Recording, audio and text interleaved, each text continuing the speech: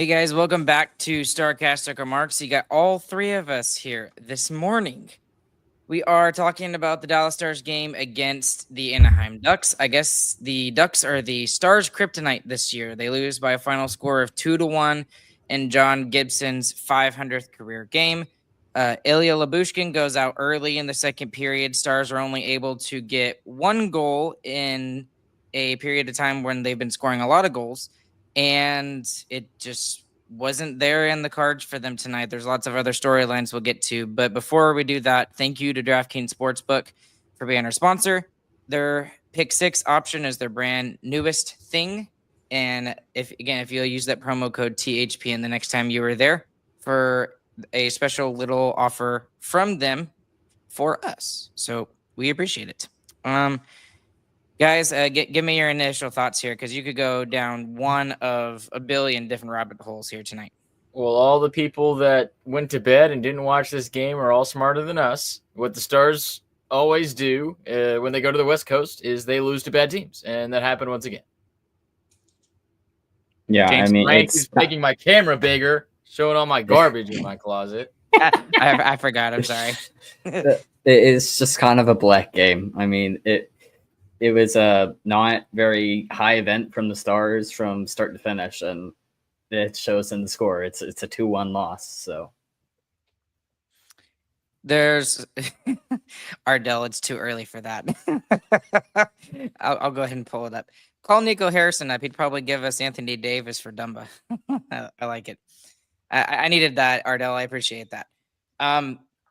I think I got to jump with the biggest storyline that's not even necessarily about this game in particular. The Stars can just not be healthy on the right side of the D pairings. It doesn't matter if he's right-handed or left-handed. Miro is out now. Lyubushkin is out for whatever reason. We don't know what it is. And now also on top of those two big guys, there's also Nils Lundqvist, who was put on LTIR recently. We better put bubble wrap around Cody Ceci, because Cody Ceci is fixing to become number 2 in this decor. Yeah, and that's with the Stars' curse of having our rentals get hurt as soon as we get them too. So he's on double watch. It's very frustrating, and we've been very fortunate the last couple of years with this team when it comes to the injury bug, that we have not had to deal with that. And for the most part, we haven't had to deal with it all that much, except for in the most important position that we've been talking about all offseason is the defensive core. Specifically about this game here tonight, guys, I was extremely frustrated with the officiating here tonight. Yeah, I mean, the officiating wasn't great. I agree with that. I was more frustrated with the Stars' inability to move the puck, though, really. I mean, clean passes were not to be found anywhere. The neutral zone was fully clogged up. Give the Ducks credit there. And our D couldn't really make clean passes because they kept on getting pounded every time they were in their own end. And there wasn't much of a physical pushback from Dallas either. So I think what James said really hit home. It was blech. When the Stars came out there, they didn't want any of the smoke that the Ducks brought. And they did bring some good smoke tonight. They played really well for a not great team who's been on a run recently. And they took it to the Stars, and the Stars didn't want none. You know, also with the Ducks giving the Stars smoke, though, and getting one penalty is kind of asinine. That's correct. That makes no sense. And all three of the ones and one call. All three against the Stars, too, were terrible calls. I mean, one of them is the first one was kind of real. I mean, I guess Granlund tackled him from behind, which I guess you could consider holding.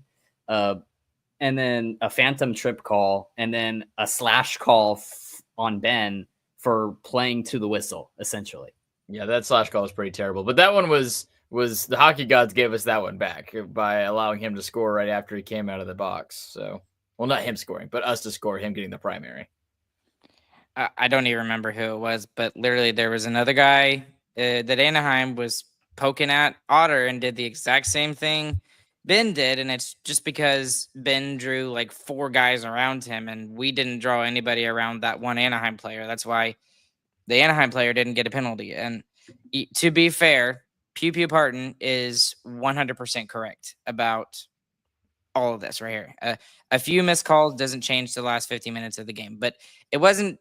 First off, it wasn't through just 10 minutes of the game where the officiating was bad. It was bad all through the game because even in the third period when they didn't call anything, there were several things that could have been called and they did not.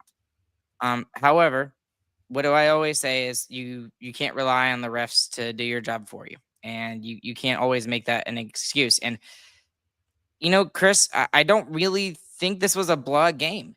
Through the first two periods, I thought the Stars had the better scoring chances. It was I didn't say it was I, a blowout game. I just thought that they took it to us. well, that's what I kind of want to give more credit to. I think Anaheim was very good today. I thought with the 500th game for John Gibson, I think they had a little bit more to play for tonight. I think they won 3 or 4 in a row up to that point, and now they're at 4 or 5, whatever it is. So, I mean, I really, really, truly think that the better team just won tonight. And despite us not being the better team tonight, Otter kept us in the game with a really big save at the end of the second period. We had opportunities to score. We even were gifted chances. Robo gets I don't know, whatever it was in the third period. It was just a really bad play, and we just couldn't capitalize on our chances. I really think it was just a matter of just the better team won tonight. Yeah, I think the Ducks held us pretty well, and I think the passing was a big issue for the Stars. I mean, the stretch pass and what the Stars are able to do with lengthening the ice is how they get past these structured defenses like the Ducks were playing tonight. And they weren't able to really hit on any stretch passes. They weren't even able to connect 2 passes in a row through the neutral zone. So if the Ducks don't have to respect your rush chance, then it's a lot easier to defend you. And the Stars didn't make them respect it tonight. I slightly agree with you on that, but again, I thought Anaheim played really well defensively, and they were able to stop the chances when they were there. I mean, their sticks always seemed to be in the right spot. They got some luck with pucks off bodies or whatever. Yeah, I really think they just played a really good game. Yeah, I think the Stars made the defending easy on them by not being able to connect on those passes is what I'm saying. So I'm agreeing. They played their defensive structure extremely well. The Stars are usually able to go against those strong D structures by stretching the ice out, and they couldn't stretch it tonight. Yeah, it was sloppy all over the place, and I don't know how much line shuffling we saw because honestly, I wasn't paying too much attention to the game by the end of it. There wasn't much to watch, honestly. They didn't really make it interesting. There was some line juggling in the third period. They went nuclear, like I suggested on the X profile for Starcastic Remarks, and they, I don't know. And someone pointed this question out, or actually, it was more of a statement, I guess, that they didn't like Stankoven on that top line, and it's not that I don't like Stankoven on the top line because I think he looks fine, but just nothing comes of it. And at least today, nothing came of it. And even tonight, you throw Wyatt Johnson on that top line, and not much was done. Yeah. And the other thing that I put this out there too, and maybe y'all can validate it or squish it. I thought the fourth line had more, better offensive zone shifts than any of the other 3 lines did tonight. And maybe that was just me noticing it. I don't know. I think that's kind of you noticing it, but also that's the same line that got scored on twice in the game. So correct. Yeah, you gotta. It's a tough one to look at that and be like, they had some chances, and more of it is probably because they were hitting more and they looked a little more competitive than the rest of the Stars did. But overall, the fourth line, it had a terrible time in their defensive end, which is an oddity for them. Right, and that's another reason why I go back to not being able to connect on those passes and not being able to establish a rush game here tonight is our top players weren't able to connect, and it allowed the Ducks to make it a slugfest game. And if the Stars are playing in a game like they played tonight, it's going to look the way it did, which wasn't very good for us. I want to talk about a couple of other players here in particular tonight. First off, let's talk about the decor that was there and stayed for the entire game. I thought Matt Dumba was a lot better tonight. This is probably his best game that he's had in a while. And I can't believe I'm saying this, but the Stars are going to have to rely on him to be a top 4 guy, probably. Yeah, depending on what's going on with Lyubushkin, hopefully he's fine. Yeah, they're going to have to. This is probably his highest time on ice for the season, 17-14. And he's still on the ice for a goal against. The very first one he was on the ice for, he kind of got lost on the play and allowed himself to get dragged into the slot. So, yeah, I don't know. He was better, I guess. I still didn't like it. But, yeah, if Lyubushkin is out, he's going to play no matter what. It's still so tough to watch Matt Dumba play because I feel like he just doesn't care where the rest of the skaters on the ice are. He's gonna do what he thinks is best, regardless of the positioning of everyone else. I can't believe I'm doing this. On the first goal, I don't blame Dumba for that in the slightest.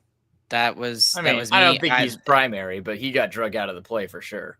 Yeah, but I'm sorry. I can't blame it on. I've been on him so much, and there have been so many opportunities where we've been able to rag on him for certain goals, and they've been, valid in the criticism that we've given him. But that goal tonight was not on him. That was absolutely on Colin Blackwell more than anybody, and Blackwell made up for it. That's something that Dumba doesn't do very often. Is when he does give up a goal, he doesn't do anything offensively to reevaluate himself and revalidate himself to make him a better player. I don't know. Yeah. I'm not saying it was Dumba's fault completely. I'm saying he didn't do anything good to stop the goal either. He allowed himself to get dragged out of the play. The other thing is Colin Blackwell is trapped in the corner down there, and Dumba doesn't make himself available for the pass around the boards. I mean, he's not there. So, yes, the turnover isn't necessarily his fault, but there's a lot of things he could have done that could have prevented the turnover in the first place. And the other fact is he was on the ice before the last Ducks goal. It was 5 of the last 6 goals against. He was on the ice for. I mean, that's not a coincidence. And I actually think it was like 6 of the last 7, maybe, Chris, which is even scarier considering that I literally just said about 2 or 3 minutes ago that he's probably a top 4 guy. If Lyubushkin's out for a long period, which we don't know yet. And what we talked, it was very interesting the last game and seeing CC get like 22 plus minutes and Lyubushkin getting around what he normally gets. And I thought that was very confusing. Now it makes sense. And this feels like another guy who's dealing with a nagging injury is kind of what I'm speculating up to at this point with Lyubushkin. What's your thoughts? I don't know. I don't think so. He had 10:47 time on ice, and his last shift was 5:30 left in the second period. So he's tracking about his normal time on ice before his last shift.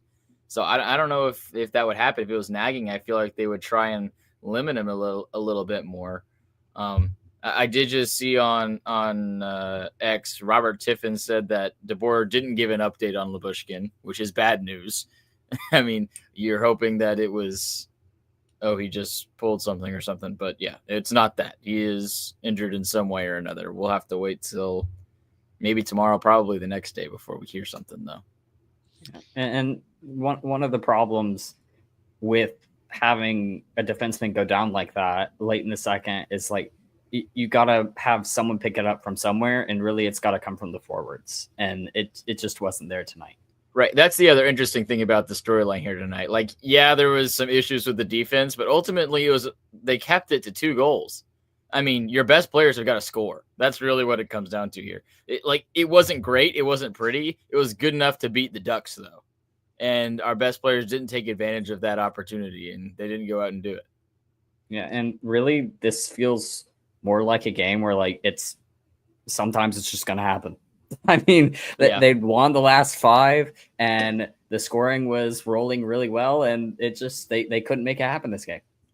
And you're also playing in the West Coast as late as you possibly are allowed to play in the NHL, and you're playing against Gibson, who is the Stars' kryptonite for whatever reason. Who did a really good job of not giving up rebounds. Yeah, he was That fantastic. is true. And just to,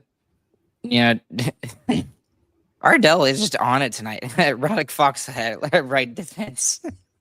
Hey, I'll pay him $3 million if he I'll can take do that. it. Yeah, I'll take it at this point. It's late at night, but Ardell's on it with the little comments. He made me think of where I was going with all of this. Oh, okay.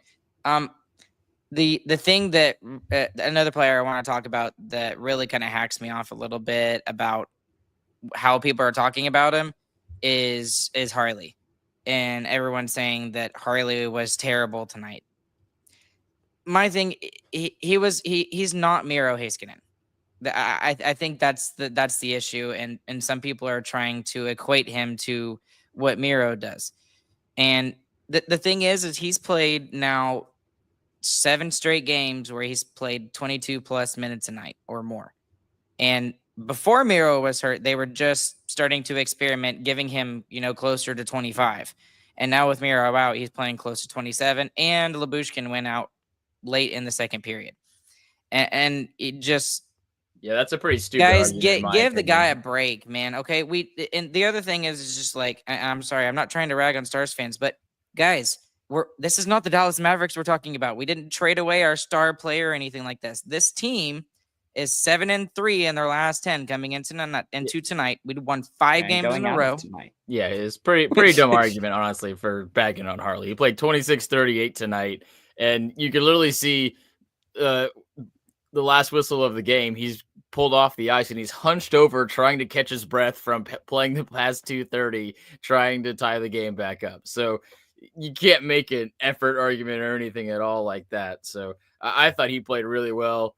He had a couple of turnovers. He had the minus, which I did think he could have played that a little bit better, but he played 26-38 and played in every situation. So yeah, I don't know how much more you can expect from Harley.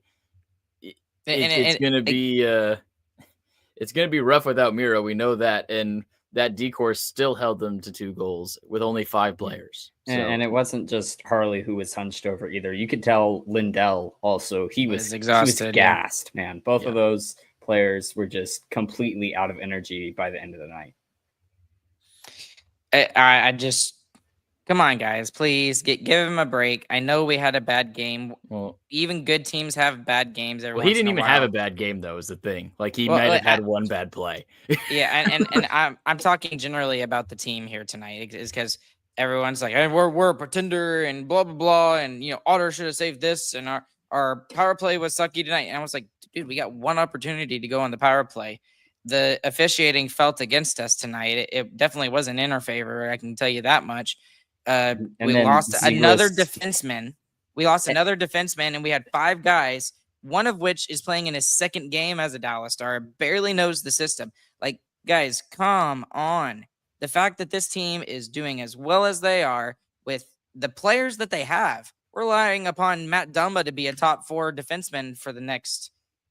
I'm gonna if Lyubushkin is tremendously hurt or whatever, we're going to be relying upon Matt Dumba, someone who we have vilified for all season. And yet they're still second in the league in goals against and all of this other stuff. So yes, it's absolutely frustrating to lose to a team like Anaheim and still be close and have the opportunity to win, but we just got to give ourselves a little bit of a break here. Okay. Anything else, guys? And the only thing that they lose to as well is Zegras just being the smart person that he is. I mean, that last goal, Otter was like, oh, I'm going to poke check it. It's going to be fine. And Zegras is like, oh, you're going to poke check it? Okay. No. the dude is crazy smart. Like, he just thinks of stuff and he just does it. Like, that's what he did with the Michigan. That's what he did with the Dishigan. The Dishigan. Thank you. I remember. I knew there was a fun name. I couldn't figure it out. That's the name for it. That's what people are calling it. Yeah, that's what people call it. I didn't know it was called the Dishigan. He just thinks of stuff and he's like, that might work. And he makes it work every time. And that's why he's so fun. And that's why he was on the cover of the video game.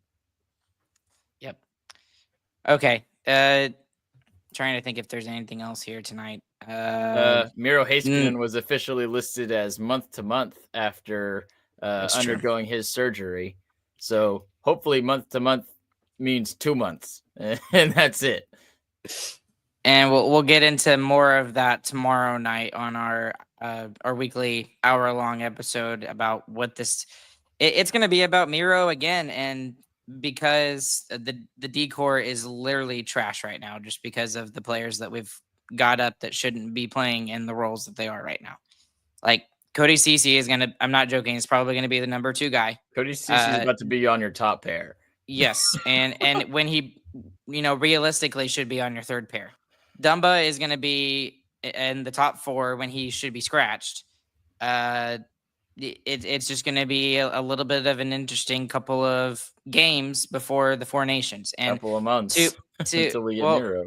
Well, yes, that's fair, but it in some bit of positive fashion, there is only 2 games left before the 4 Nations face off. And maybe during those 2 weeks or whatever, those key players can really get some rest. And I know that, Essa is still going to go out and play, and Rope and Jake and everything, but it's not going to be as cram-packed a schedule like it is the NHL regular season. So they will still be getting rest in quotations compared to other things. Essa Lindell will not be getting rest. He's going to be playing 30 minutes. He's going to be playing like 30. That was exactly the number I was thinking. He's going to be playing 30 minutes a night. We'll get into that tomorrow night as well, and we'll be having some fun with that when the 4 Nations face-off comes up.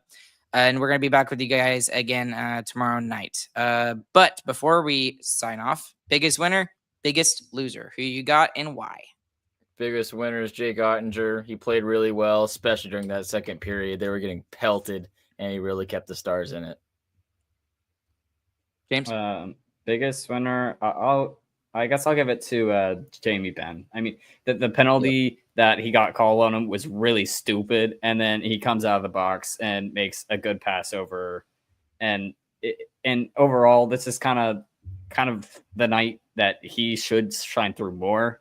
Is when it's more physical, and it just leans towards his game. So he's probably the best forward for the Stars tonight. Agreed. I'll give it to Colin Blackwell because he was in the doghouse for a split second, and then he redeemed himself with the goal there in the second period. Or 3rd period. Was it 3rd period? Third period. Whatever. It was the only goal the Stars scored tonight. So he did good. He redeemed himself. The real biggest winner is Jake Oettinger, though. He was the one that kept the Stars in the game and only allowed 2 goals. So biggest loser.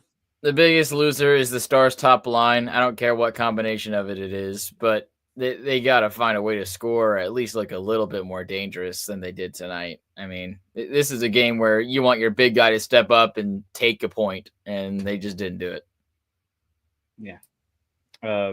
Biggest loser for me is Jake Oettinger, because this is his first time in the last 4 games he had below a 900 save percentage. He gets a 900 tonight, and it's the first game he loses. So why'd you do that? Just play worse, Jake. Yeah, play worse, and the team will win. Just logic. That's the kind of analysis you get on Starcastic Remarks. All right. For me, the biggest loser tonight, and I'm going to broaden it a little bit, Chris, is just the forwards in general. We got 1 goal, and the 1 goal was from the guy who was scratched in the last game. And probably one of the only reasons why he was motivated to do it was because of his defensive miscue on the first Anaheim goal. So you could give it to all the forwards, because the defense were already struggling with 1 less guy, especially in the 3rd period. And nobody was able to score here tonight. But again, 5 games in a row they won. This is hopefully a one-off.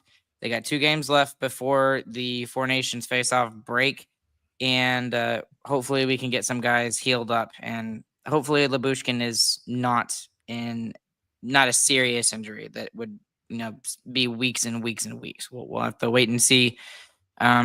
Maybe from practice tomorrow. Well, actually, tomorrow's probably a travel day. So, So probably on Thursday, we'll probably hear something about Lyubushkin if he's going to get back in the lineup or not. We'll see who the Stars call up tomorrow, and we'll be talking to you guys tomorrow night at 9:30. Thank you guys, all of you, for following along with us live. Y'all are crazy. It's 12:45 in the morning Central Time. What are you doing? Go to bed. Thank you to DraftKings Sportsbook for being our sponsor. Promo code is THPN. If you're watching on YouTube, please click like and subscribe and hit that notification bell. That is the quickest way you can be notified of all of our live episodes so that you don't miss one. If you're listening on the audio side, please leave a 5-star review wherever that may be. And as always, along with James, along with Chris, my name's Ryan. We'll catch you guys on the flip side. Hope you guys have a fantastic morning, afternoon, evening, whenever you guys are listening. And we'll see you guys tomorrow night at 9:30.